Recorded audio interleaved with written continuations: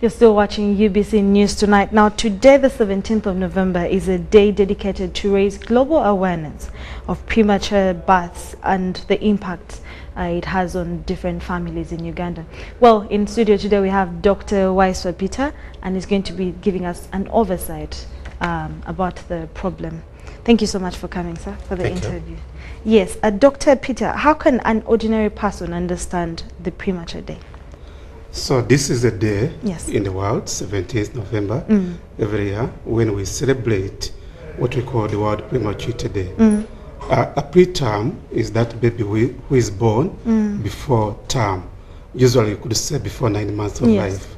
And such babies are born too small, too weak, they cannot support themselves, they cannot eat, they cannot keep warmth.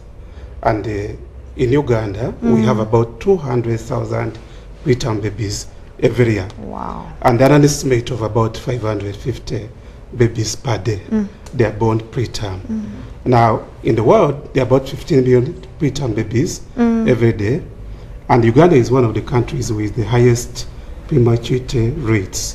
We rank number 13 out of 184 countries. Actually, in that point where we rank number 13 out of 184 countries, when I was reading, I realized that we, according to the way we are fighting, we, as Malawi comes second after us. Like, we've put in so much energy in fighting this. What are the interventions that have been allocated for this to kind of have the numbers go down? So Uganda has been said to be one of the champions following Malawi, but actually we are doing badly. In fact, preterms are part of newborn death. Yes. And for the last 15 years, as a country, we've not reduced the number of preterms or the number of babies who die. So we've not been successful, although our government has responded by coming up with policies. So what needs to be done to reduce preterm babies? There are several interventions. One of the most important is actually empowering women to ensure that they are healthy and they have a baby on when they want. So things like family planning are important. Yesterday, the last 2 days, Uganda was one of the countries given an award for doing well in family planning. Wow. We're not doing so well, in my opinion. So family planning is one. Good antenatal care is one of the most important because unfortunately in Uganda, many women are pregnant when they are also anemic. They have malaria, and sometimes they have hypertension, diabetes, and sometimes when they have multiple pregnancy or twin babies, then they are at high risk of having preterm babies. But also, if you had a preterm in your previous birth, the chances that you are going to have another preterm are high. So intervention during antenatal care are important, and then during birth, there are things if you deliver in a health facility. Yes. You know, the labor just comes when you are not ready. That is the biggest challenge. Okay. So sometimes there are drugs we call antenatal care corticosteroids, which we can give to help these babies for their lungs to mature. Then once born, there are things we can do. We can keep these babies warm. We can do what we call skin-to-skin contact. So we recommend that every woman who gives birth, the moment the baby is born, is put immediately on the skin of the mother. Then I'm sure you've heard about kangaroo mother care, where a baby is actually... What's for somebody that is out there and doesn't really know about kangaroo mother care is not referring to kangaroo, but we learn from the kangaroo. When kangaroos give birth, the babies are kept in the pouch of the mother. Yes. But in this situation, we keep the baby skin to skin in the chest of the mother until this baby is able to support itself.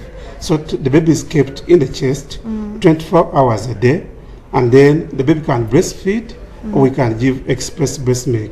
I hope you've heard that the government actually wants to introduce breast milk banks so that women can donate milk, and those babies who are unable to feed where the mother can't generate breast milk, then we can get it from the bank. You said something very important where you said that this is a very big problem in the country, and we rank the 13th. But then for places, for example, like in the villages, what does it take for a premature baby to be taken care of, for them to even mature? I think good question actually, because if you deliver at home or in a health center, then it is a big problem. In fact, the story of premature care is that we started with neonatal care units in Mulago, in Kampala, and we had only one neonatal care unit for a long time. and a few have come up around Kampala, in IHK, in Zambia, and one good hospital called Choko. But now the government has actually started rolling out neonatal care units throughout the country.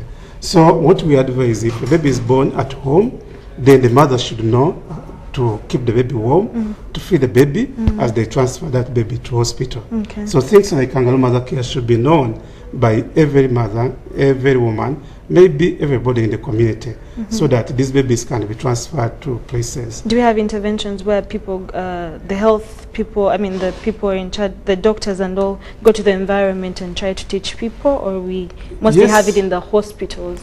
Unfortunately, this is one area we need to go further, because we've been mostly focusing on hospitals and neonatal care units, but we find that many women have this baby when they are unready. They never learned about it during health care. So one of the things that we asking government to roll out is that we should be able to go to the community and teach communities, doing antenatal care, so that by the time you give birth, at least you know how to care for a baby. Yes. And some of the intervention we do for preterm babies actually should be done for every single baby. I mean, things like breastfeeding, keeping the baby warm through skin to skin. Yes. Those should be done for everybody. So those are things that everybody should know.